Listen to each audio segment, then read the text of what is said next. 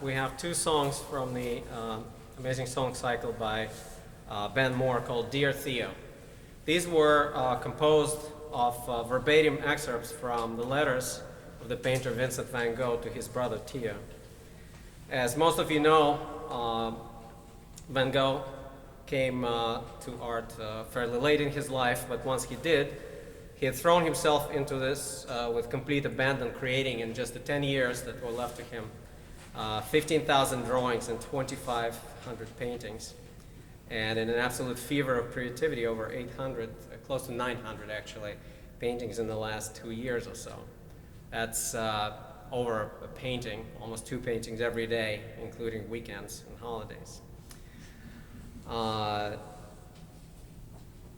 He is now one of the best known, highly valued, and most beloved of all the modern painters. But in his lifetime, he was completely misunderstood and ignored both by the art establishment and the public in general.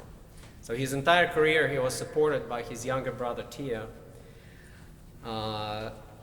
They've exchanged many, many letters. Vincent wrote over 800 letters to his brother. So these are wrenchingly eloquent letters, and they reveal Vincent's views on art, life, and many other things, and spirituality. Theo survived his brother just by 6 months, in part very upset at the loss of his brother, and also in poor health. Never had to have witnessed the kind of enormous appreciation Vincent's work now has and received very shortly after his death, actually, within a few years. Not to say anything of the raft of books and movies that are made about Van Gogh, the latest just last year.